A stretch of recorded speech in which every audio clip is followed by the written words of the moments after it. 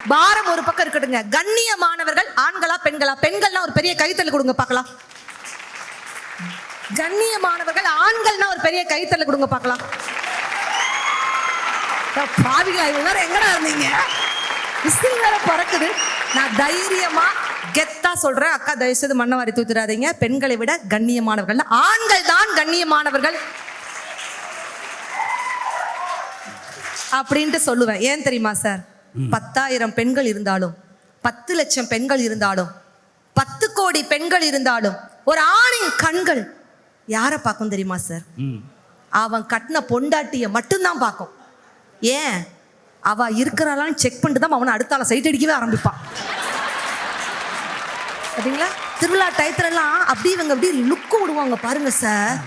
சத்தியமா அந்த பொண்ணு ஈஸியா கரெக்ட் பண்ணிங்கிறதுக்காக இப்ப சமீபத்தில் ஒரு பாட்டு ரொம்ப ட்ரெண்டிங் ஆச்சு. உன்னை பார்க்க நானு ஐயோ வந்து நிப்பேன் டானு கொக்கி போட்டு இழுக்கும் ஓ கண்ணு ரெண்டும் மீனு. அதுக்கு அந்த பிள்ளை என்ன சொல்லும்? எங்க அப்பா கொஞ்சம் ஃபிட்டு, எங்க அம்மா ரொம்ப ஸ்ட்ரிக்ட்டு. நல்லா இருந்தா கைத்தறல் கொடுக்கலாம்.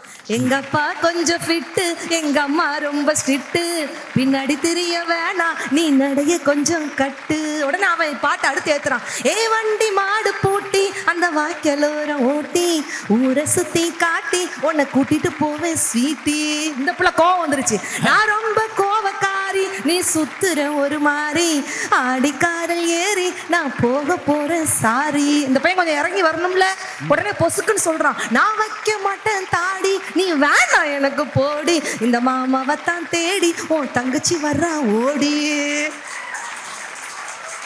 உடனே இந்த பிள்ளை என்ன சொல்ல தெரியுமா? நான் வேணா சொன்ன சும்மா நீ கோச்சிக்காத ஆமா, உன்னை மட்டும் தாண்டா பிடிக்கும் என் கோவக்கார மாமா அப்படின்னு சொன்னா. இதுதான் சார் பெண்களுடைய பாசம்ங்கிறது. இதெல்லாம் படத்துல வர பாட்டா? நீங்களே உட்காந்து எழுதிட்டு வந்து பாடுற பாட்டா? எல்லாம் பள்ளியில முழிக்கிற அம்மா ஒரு பாட்டு கேட்கலையே சார், நீங்கள் பார்த்துருக்கீங்களா? அப்படி